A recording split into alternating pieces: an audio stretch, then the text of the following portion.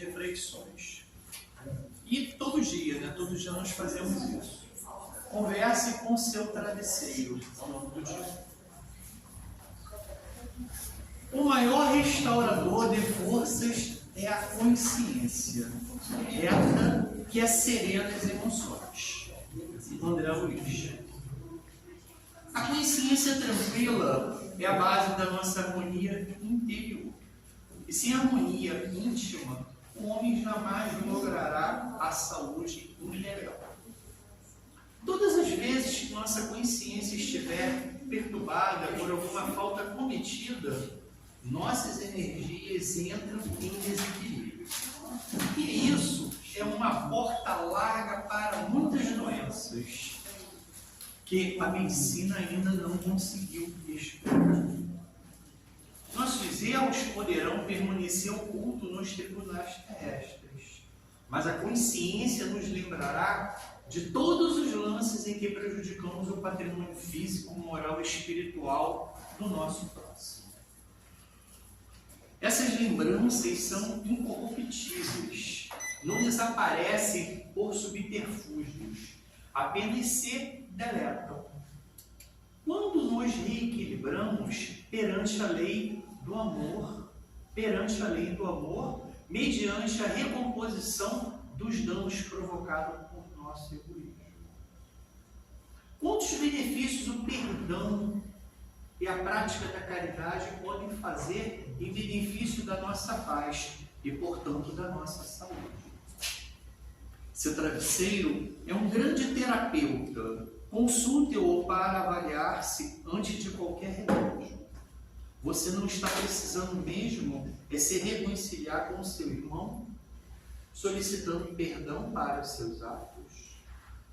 Não podemos ignorar que as pessoas a quem prejudicamos podem estar projetando vibrações negativas em nosso desfavor. Vibrações que assimilaremos todas as vezes que transitamos pela faixa do erro. Muitas pessoas temem desenvolver um câncer, mas poucas avaliam o perigo que representa para a nossa saúde uma vibração de ódio contra nós mesmos.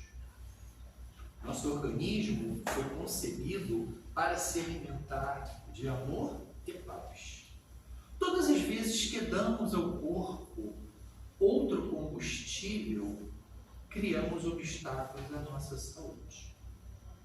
Não por outra razão, Jesus recomendou-nos a necessidade de reconciliação urgente com os nossos adversários, enquanto estivermos a caminho com eles. Estar em paz com o próximo é garantir saúde para si mesmo. Que tal darmos o primeiro passo formulando uma oração em benefício daqueles a quem prejudicamos? É assim que iniciaremos nossa cura sobre as bênçãos do médico Jesus. E novamente ele abre aqui reticência e fecha com reticência em letras maiúsculas dizendo, né? Muitas pessoas temem desenvolver um câncer, mas poucas avaliam o perigo que representa para a nossa saúde, tá? Uma vibração negativa de ódio contra nós mesmos. E assim a gente caminha, né? Com certeza é de grande reflexão. E a gente que deseja, né, o palestrante, tá? Ótimas vibrações, tá? Que seu conteúdo, tá? Atinja todos, tá? De uma forma positiva, que possamos, tá? Levar não só aqui pela rua, mas para nossos lares, tá? Esses ensinamentos que com certeza, por uma frase, um parágrafo, ela por inteira vai nos trazer algo que gere benefício para a gente, tá? E para os que estão ao nosso redor. E assim a gente inicia agora falando, né, aquele mantra. Eu chamo de mantra porque assim, eu pelo menos faço um repeteco, tá? Diário, de manhã, na hora do almoço, ou quando eu sinto necessidade, e às vezes vai mesmo até no automático, mas eu falo com profundidade, tá? Que é o nosso Pai Nosso, né? Que todo mundo conhece, fala. E aí eu peço que todos, tá? Acompanhem e pode falar em voz alta, tá? A diretoria permite. Então, aqui pra gente envolver essa casa com bastante energia e amor. E a gente inicia falando. Pai nosso que estás nos céus, santificado seja o vosso nome, seja feito o vosso reino, seja feita a vossa vontade, assim na terra como nos céus.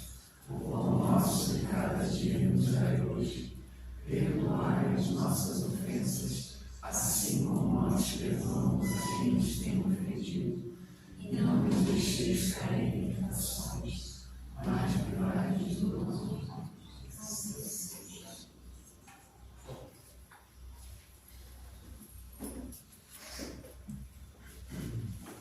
Boa noite.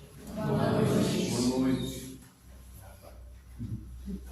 É uma imensa alegria retornar a esse lar de aperfeiçoamento, de aprendizado, de estudo. Essa oficina da alma que produz em cada um dos que militam nesse espaço algum tipo de alteração saudável dentro de si e para sempre. Porque todas as aquisições feitas por nós e que são gravadas com letras de amor, elas perduram, elas continuarão, serão nossos combustíveis e nossas ferramentas futuras em momentos delicados, difíceis, em que, infelizmente, passaremos. É comum que nós, os encarnados, estando num plano de provas e expiações, venhamos a ter desafios. Não são castigos. Alguns acham que são castigos, que Deus está revoltado e que quer o mal de quem quer que seja. Às vezes acham que um ser que é todo amor, que ama, quer castigar alguém. Então, o que ficou estabelecido ao longo do tempo foi a visão nossa deturpada de um Deus cioso, ciumento, negativo e todos os atributos que lhe imputamos. Não que eles tenham, mas nós imaginamos que ele tem, porque nós temos. E aí nós queremos medi-lo com a nossa régua. Aliás, se o Cristo viesse hoje, ele tinha que rezar na minha cartilha. Ele teria que fazer o que eu digo. Teria que olhar o mundo como eu olho. Então, vejamos bem, a doutrina espírita, no seu conjunto de informações, vem nos dizer, primeiro, você é filho de Deus. Então, qual filho entende as funções do pai? Dificilmente. E especialmente quando estamos na infância, como é o nosso caso em relação a Deus. E que somos espíritos imortais, vivendo uma trajetória física curta, extremamente curta, um piscar de olhos ela acabou. Só que aos desatentos fica uma experiência mais amarga, mais difícil, mais complexa. Aos que estão atentos e que se envolvem de alguma forma com a dor e o sofrimento que não lhe diz respeito, isso a gente pode chamar de caridade, pode chamar de amor ao próximo, pode chamar de alívio ao sofrimento alheio. É nessa hora e nessa situação que essas criaturas guardam dentro de si ferramentas para funções futuras. Né? Nós trouxemos aqui a ideia de falarmos sobre reforma íntima, dentro mais ou menos do assunto que o nosso querido irmão Zé Carlos de Luca trouxe nesse livro Médico Jesus e tantos outros, tantas palestras dele muito legais. Ele é um cara leve, eu não consigo ser assim, eu gostaria de ser um cara mais leve no expressar, mas às vezes eu sou um pouco mais firme. Acho que é questão de que o que cada um angariou ao longo da vida, como cada um viveu, como cada um trabalha com isso. Mas enfim, reforma íntima o que é? Todo mundo já ouviu falar. Ah, doutrina espírita fala de reforma íntima.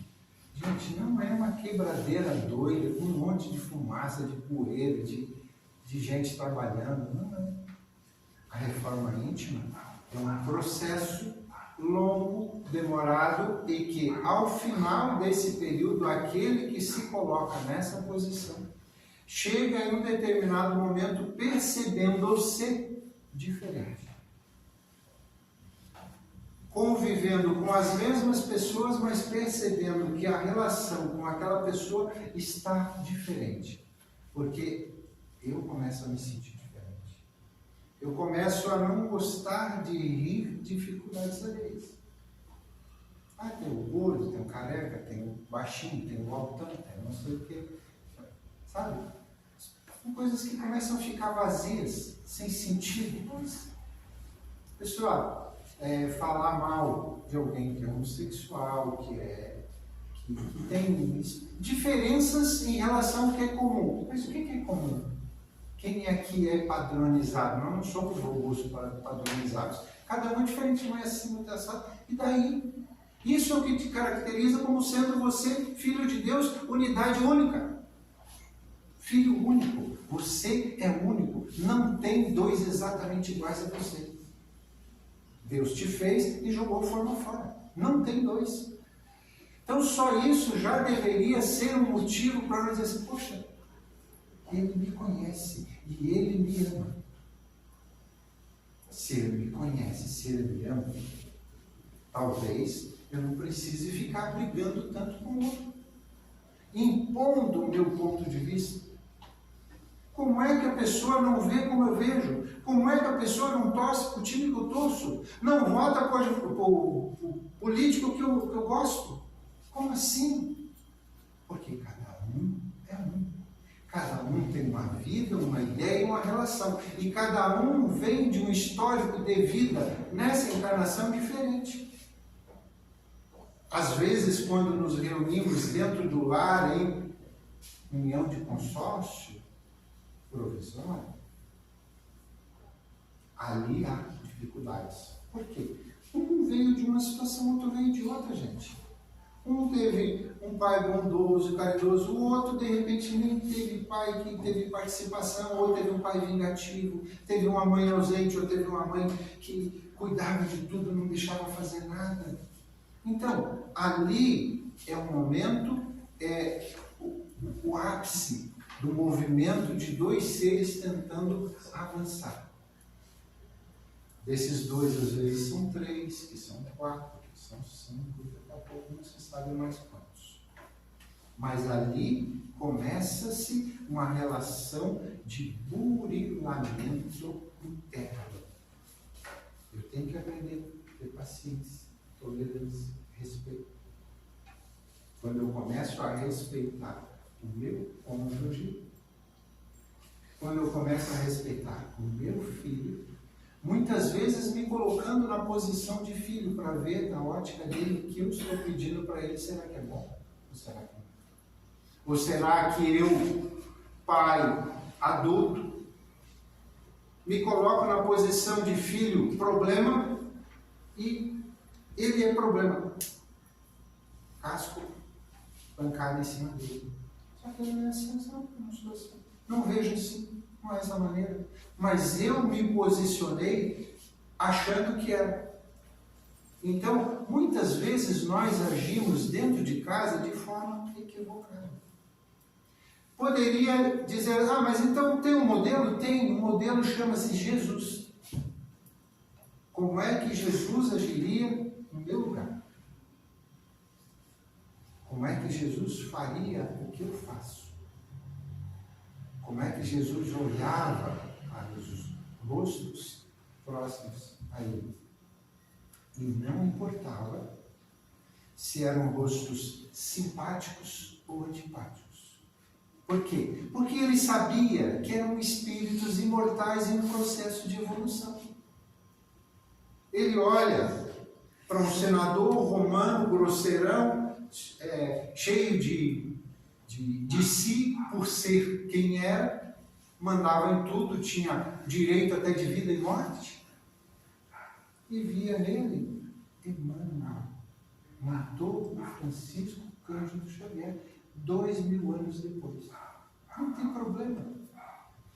Tanto é que a espiritualidade, nesse livrinho aqui do Chachaedo, nesse livrinho aqui, ela nos diz o seguinte: meu irmão, minha irmã, aquilo que não couber na sua cabeça hoje, não se preocupe. Daqui a 100, 200 anos vai caber.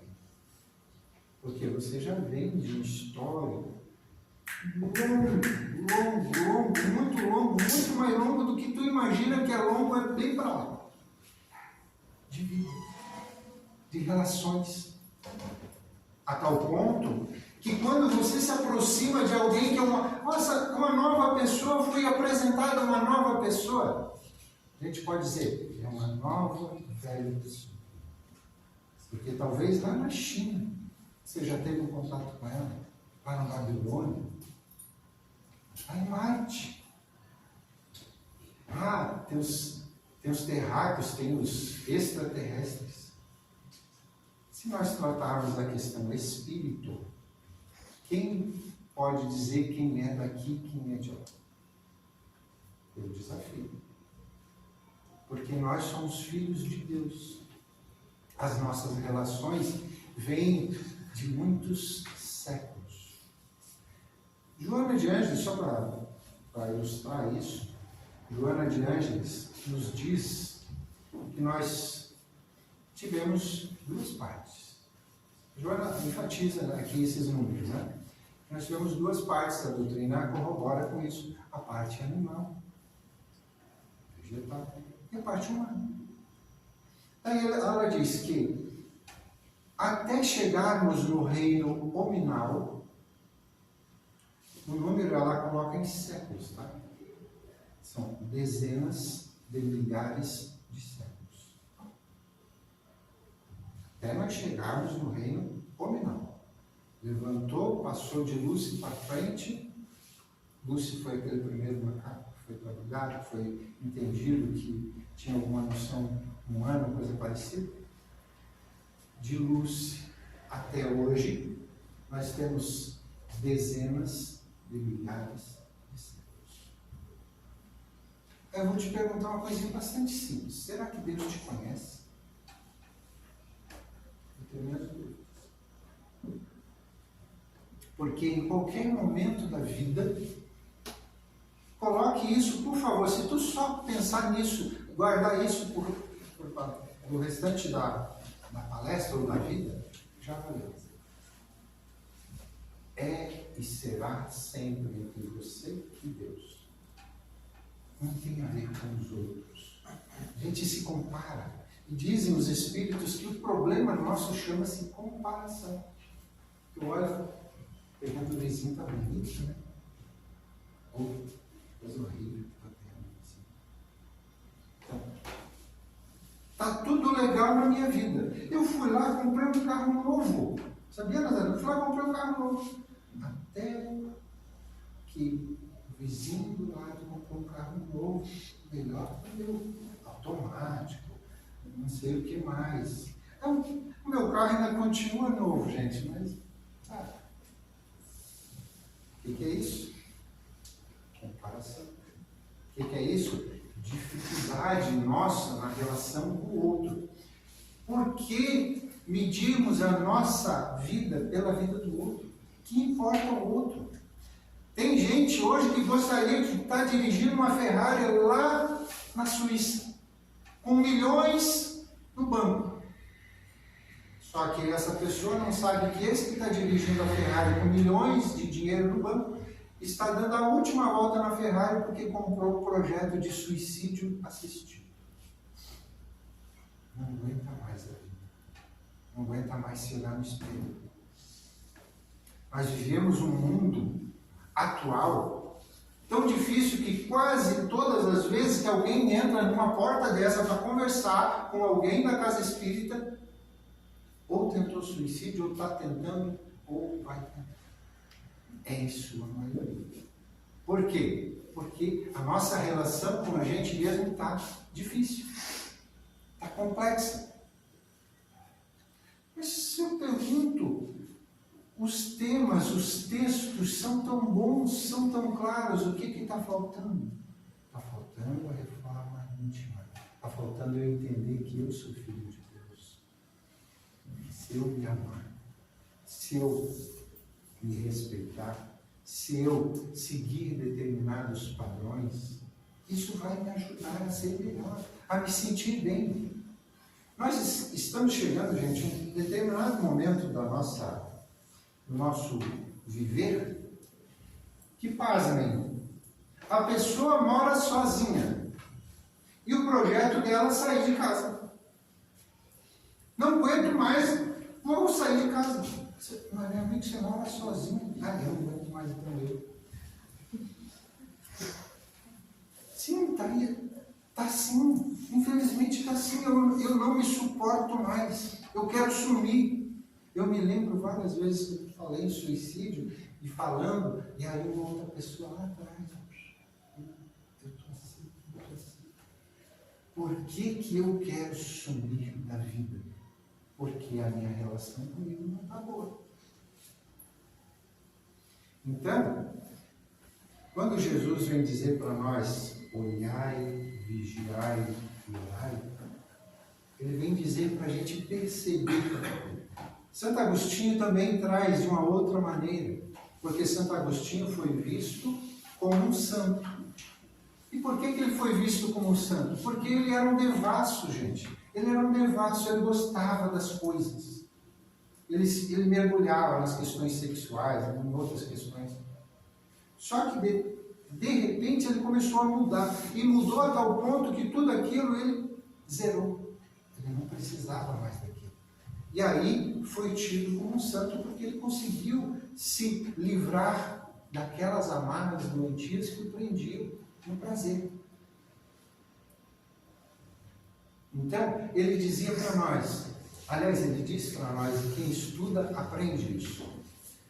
Todas as noites, ao dormir, eu fazia um check-up.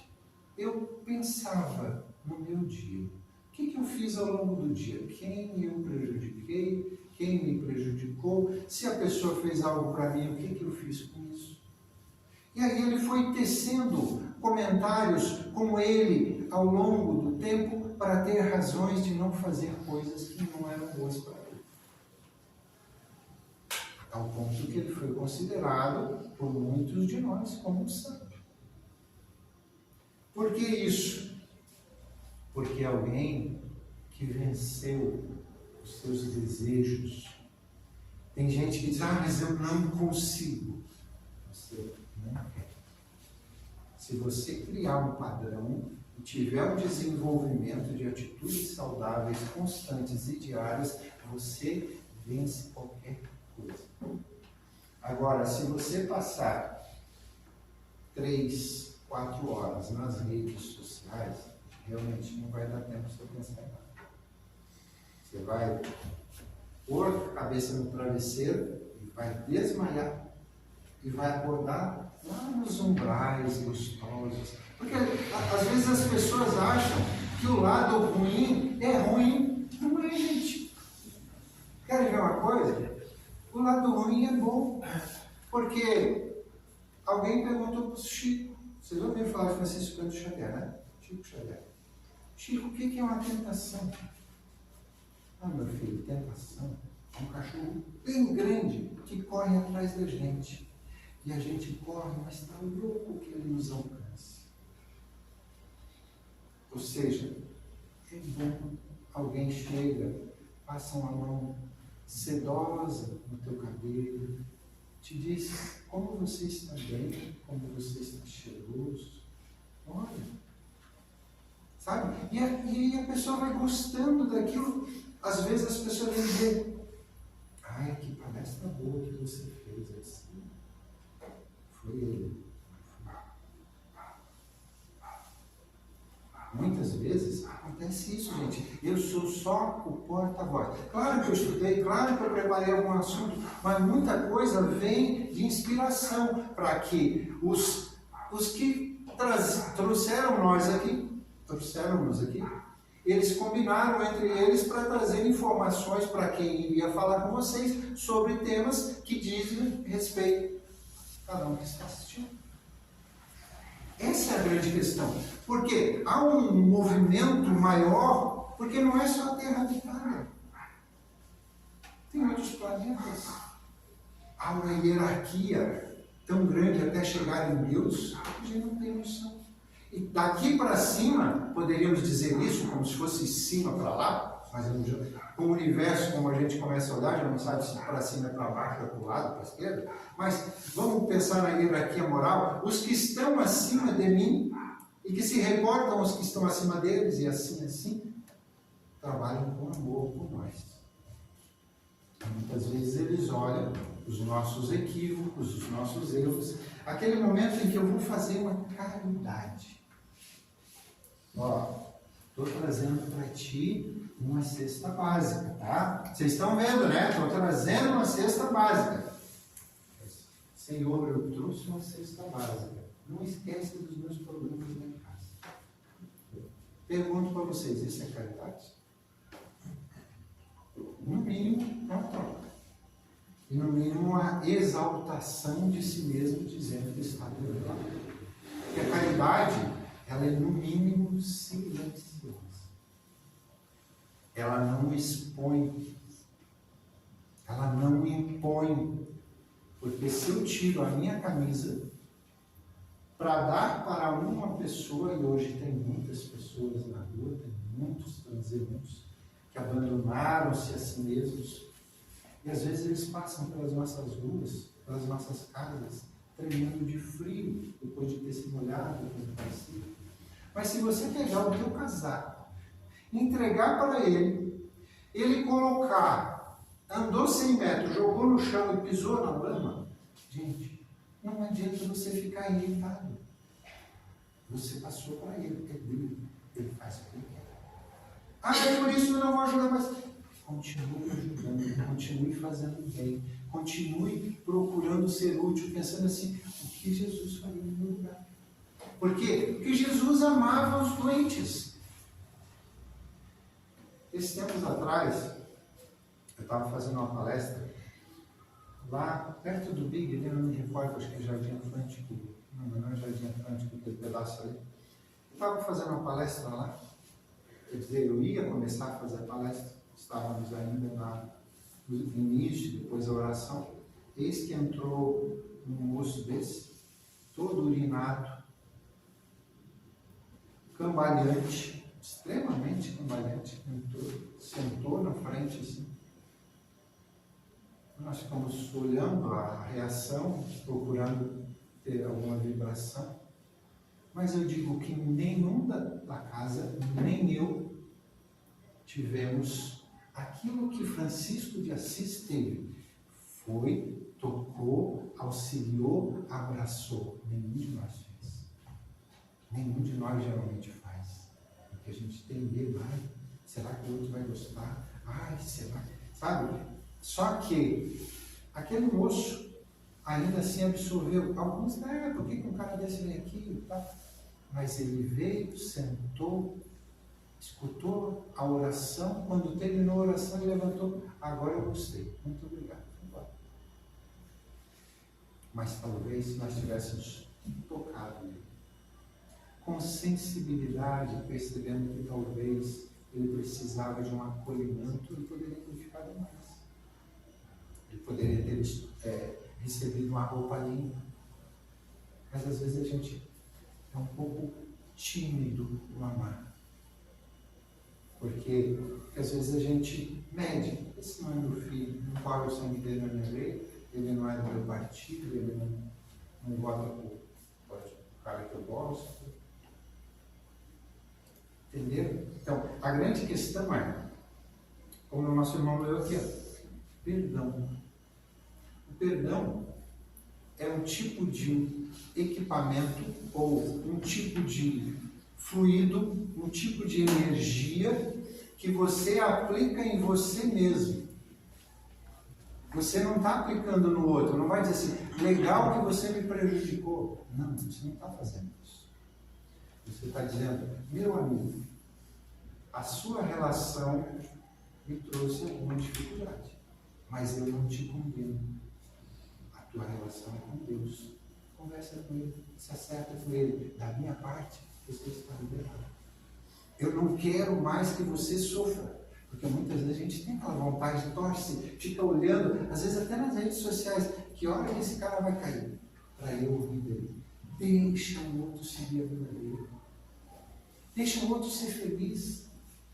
Talvez em algum momento futuro pode ser ele a te dar a mão para te levantar no momento da tua queda. Ninguém de nós é infalível, a tal ponto que, por exemplo, Paulo de Tarso se achava um infalível. Seguia o caminho correto, fazia tudo certinho, matava se tinha que matar ou coisa parecida. Só que não foi assim. Por exemplo, eu vou trazer uma passagem aqui. Eu estou lendo, eu tenho uma palestra que eu estou preparando que me pediram a respeito de Francisco de Assis. E Zé Carlos de Luca tem um livro chamado Simplesmente Francisco. Nesse livro tem um item lá que ele coloca a respeito de um dos monges, um frade, que estava lá junto com Francisco. E eis que chegaram um grupo de 3 pessoas. Lembram que há muito tempo atrás não tinha um monte de ferramentas como o celular, coisa parecida. Então as pessoas se conheciam, não era muita gente assim, né? E conheciam-se aqueles 3 como malfeitores, pessoas de má vida, até violentos. E aquelas 3 pessoas chegaram para esse frade no espaço dos franciscanos e pediram: por favor, nós estamos com fome. E o franciscano não teve dúvida: corram daqui para fora. Vocês são criaturas más. Vocês fazem coisas ruins. E, passado um tempo, Francisco chega e ele relata: olha, Francisco, eu fiz isso, o senhor não acha que eu fiz certo? Porque imagina se eles entram aqui e dizem: mas eles agrediram alguém? Não. Eles levaram alguma coisa? Não. O que eles queriam? Comida. Aí Francisco baixou a cabeça e disse assim: meu irmão, o que Jesus faria no teu lugar?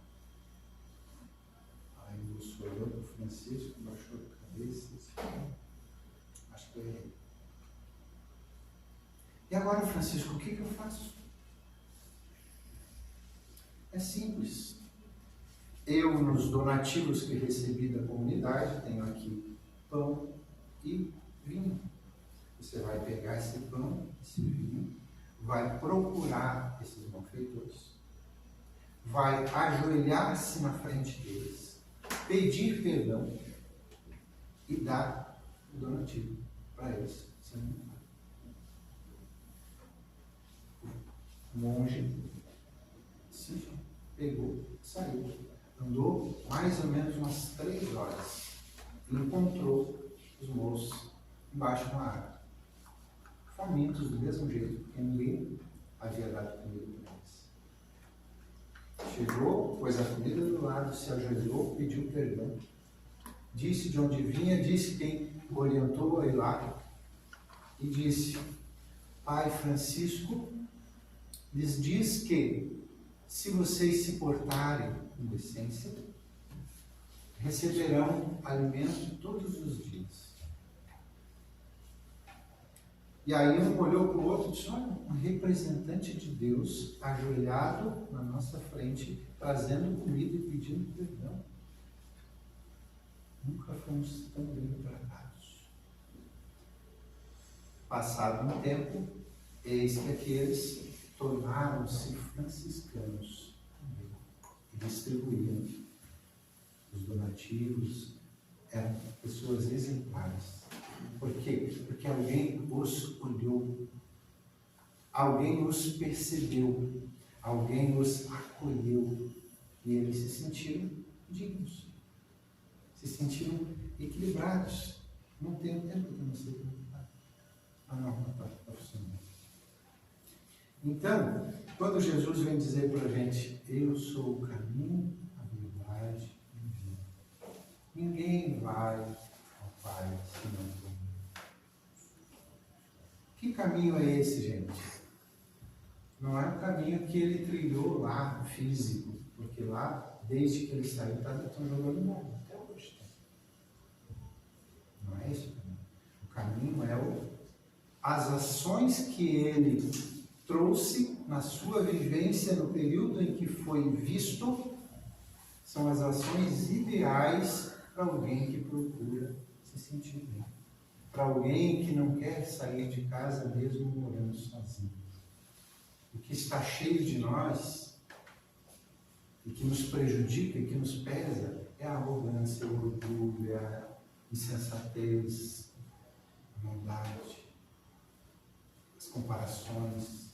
Tudo isso não é legal. Aquela vontade de ir lá e colocar o outro no lugar dele, de brigar por qualquer coisa, de impor a nossa verdade. Isso é vazio, isso é triste, isso é frio. Isso realmente não nos deixa bem. Por exemplo, a OMS, Organização Mundial da Saúde, nos diz que uma em cada 4 pessoas no mundo só dorme se tiver um medicamento para poder descansar. E uma em cada 8 pessoas no mundo sofre de depressão. Nunca tivemos tantas farmácias próximas a nós, tantos medicamentos milagrosos, e nunca estivemos tão doentes. Então, acho que a questão não está no medicamento. Acho que a questão está numa palavrinha ouvida que Francisco Cândido Xavier, pelo seu mentor, quando esse se aproximou dele e disse: você tem 3 coisas para serem feitas durante o período que você ficar fazendo atividade espírita. Disciplina, disciplina, disciplina. Porque o disciplinado vai se ajustar no tempo. O disciplinado vai sair antes. O disciplinado vai cuidar do trânsito, vai cuidar da família, vai ser disciplinado. O indisciplinado vai perder a chave, vai sair atrasado, vai esquecer o horário. Assim é. Disciplina é o primeiro passo. Quando eu estou disciplinado e eu estou vendo que eu estou falando mal da vida alheia, se eu tiver um pouquinho de líquido, eu vou colocar na boca e não vou engolir. Vou ficar o maior tempo possível com esse líquido na boca, para não deixar de que a minha língua venha a ferir os meus sentimentos. Porque toda vez que eu julgo alguém, eu estou sendo julgado. Um dos maiores e mais severos juízes somos nós mesmos conosco. Então, essa disciplina, ela é importante para eu perceber, para eu encontrar tempo para uma leitura, para eu encontrar tempo para uma oração, para eu encontrar tempo para mim brincar com meu filho, jogar uma bola com ele, ou conversar sobre as questões do colégio, com a minha esposa. Mas até, meu bem, vamos lavar a louça juntos, eu lavo, tu seca. Não, mas não dá, né? Estou jogando bola, estou isso, estou aquilo. Questão 909 do Livro dos Espíritos. Poderia sempre o homem, pelos seus esforços, vencer suas más inclinações? O que vocês acham? O que é má inclinação? Será que é uma coisa boa? É má. Sim, e frequentemente fazendo esforços muito insignificantes. Só que isso aqui ainda não é a resposta final. Ainda tem mais coisa. Eles ainda dizem para nós: o que lhes falta é vontade. Diz: Ah, quão poucos dentre vós fazem esforços. Às vezes a pessoa vem para um templo religioso e quer moldar o templo religioso ao seu pensamento. Ah, porque em tal lugar eu fazia isso, aqui tem que ser assim. Quem disse? Nós não somos donos de nada em lugar algum. Nós somos pertencentes. E quando eu chego, eu venho do sítio. E lá no sítio dizia que o galo no terreno alheio é galinha. E com a vista baixa, não pode chegar. Né? Então, está cheio de pessoas que às vezes chegam na nossa casa, e eu estou militando há mais de 30 anos. As pessoas vêm, às vezes trazem um currículo por escrito, gente. Não precisa escrever no papel, você tem que escrever na alma. Você tem que ser bom no olhar, tem que ser bom no cuidado. Você tem que estar prestando atenção em qualquer detalhe. Poxa, que dia é a faxina dessa instituição? Ou tem alguém pago? Não, ninguém paga. Tem um dia de faxina. Posso vir? Ah, porque assim, gente, nós já sabemos disso. Tem briga para ficar aqui, aparecendo. Mas não tem briga para limpar ali, ó, o vaso sanitário. Para isso não tem. Só que aquele pelo qual nós estamos aqui e o qual seguimos, deixou um último ensinamento quando ouviu os discípulos discutindo quem era o maior. Ele foi lá sem falar nada, cingiu-se como um escravo, tirou seu manto, botou uma toalha amarrada nessa altura do estômago, pegou a bacia com água, ajoelhou-se e lavou os pés dos discípulos. Ao final disse: quem de vós quiser ser o maior, seja aquele que serve. E isso é tão claro que a doutrina vem dizer nas várias obras, que há uma inversão de valores geralmente aqui do plano físico para o plano espiritual. Às vezes aquela criatura invisível para a sociedade está, às vezes, num patamar muito elevado que a maioria não consegue nem alcançar. Tem até uma história de um senhor chamado Adelino da Silveira. Adelino da Silveira trabalhou muito com Chico. E o Adelino da Silveira conta um caso de um moço chamado Jorge. Jorge era alguém, até no meio religioso em que ele frequentava, o centro em que o Chico estava, o Jorge tinha pouquíssimos ralos de dente na boca. O pouco que tinha era preto e fedido, extremamente fedido. E os espíritas eram muito bondosos com o Jorge, porque o Jorge adorava bala. Então, para que o Jorge caísse fora, todo mundo levava bala. Né? Nas balas, o Jorge não fica ali na bala. Só que o Jorge chegava ao final das reuniões, e às vezes o Chico sentava para psicografar 5, 6 da tarde, e eram 2, 3 da manhã, ele estava lá sentado. As pessoas já tinham chorado, já tinham sorrido, já tinham xingado, e o Chico continuava lá naquele processo. O Jorge chegava realmente no final. Tinha até a expressão beijo do Jorge. Porque o Jorge tinha umas feridas na boca, que onde ele tocava, ficava marca. Diz o Adelino que nunca viram o Chico limpar o beijo do Jorge. O Jorge o beijava sempre que amava. E aí ele contava os casos, o Chico dava risada. E o pessoal disse: poxa, o Chico dava atenção para esse cara. Passado o tempo, eis como uma noite escura e sombria, em que alguma chuva tinha acontecido. O Chico andava por uma rua daquela, deserta, e de repente viu um movimento de luz em direção a um ponto. Ali ele percebeu a figura do próprio Cristo vindo buscar Jorge, que desencarnava. Então, às vezes, perto de nós tem um Jorge, que a gente abomina, a gente não quer chegar perto. Mas esse Jorge é amigo pessoal de Deus. Esse Jorge carrega dentro de si qualidades. Tem até mais uma última coisa que eu queria falar para vocês. Tinha um outro. Não, vou falar outra coisa aqui para vocês. Eu vou convidar vocês para pensar o seguinte. Pense em 3 pessoas que você mais ama na vida. 3 pessoas. Rapidinho. Nosso tempo está correndo, você precisa. 3 pessoas que você mais ama na vida. Pensou? Agora eu vou fazer uma pergunta extremamente simples.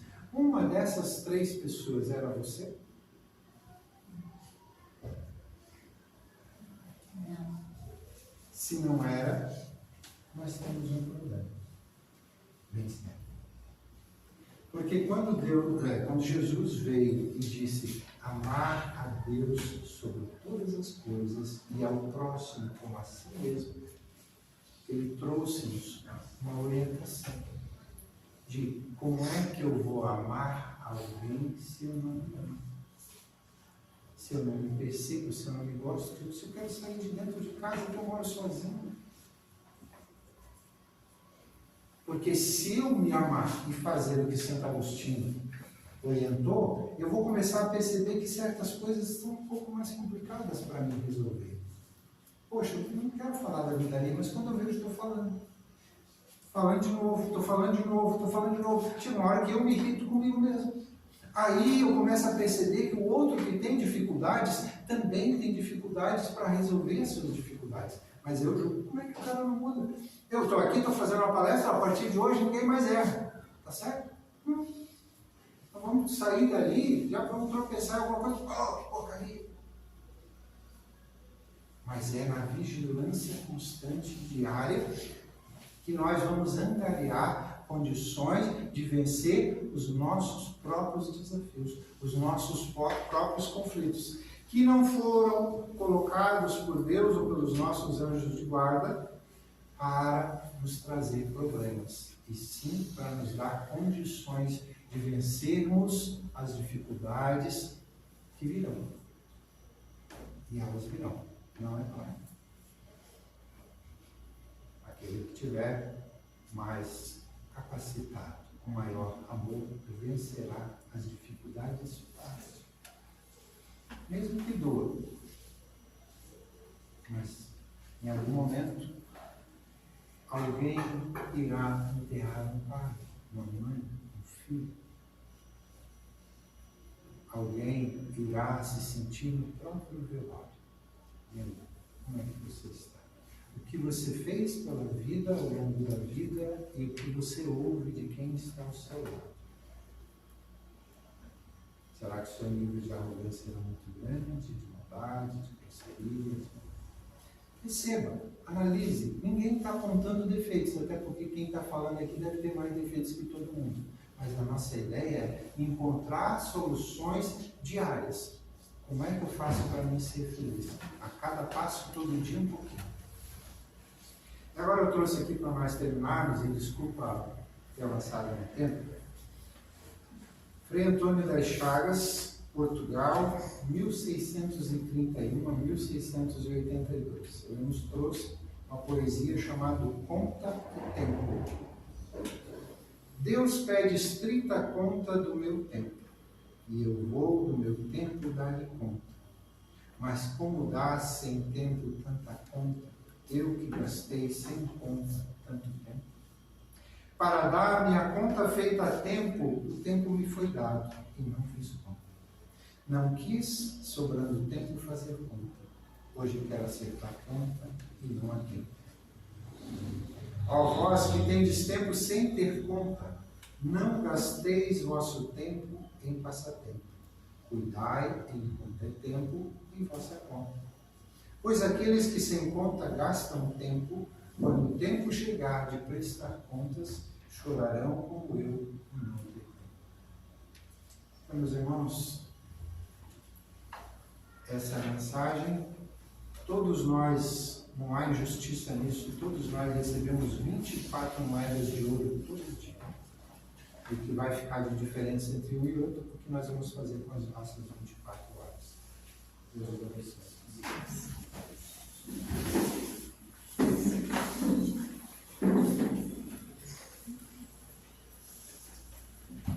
Então, que a gente possa refletir com essas palavras, essa bela palestra de hoje, relembrar, na verdade, tudo que a gente já vem aprendendo ao longo de muito tempo e fazer exatamente o que ele falou. A cada dia, a cada passo, tentar ser um pouquinho melhor. Não brigar consigo porque errou, e sim reconhecer que eu sou falho e posso mudar aquele erro. Posso não voltar a errar amanhã. E assim, agradecidos que somos ao Pai, estarmos todos aqui, recebendo todas essas energias, dissemos juntos: Pai nosso, que estás nos céus, santificado seja o vosso nome. Venha a nós o vosso reino, seja feita a vossa vontade, assim na terra como nos céus. O pão nosso de cada dia nos dai hoje, perdoai as nossas ofensas, assim como nós perdoamos a quem nos tem ofendido. E não nos deixeis cair em tentações, mas livrai-nos de todos os males. Que Deus ilumine, Pai, o coração de cada um de vós. Tenham um ótimo final de semana a todos vocês. Pedimos que permaneçam em silêncio, em seguida a gente abençoe a passe.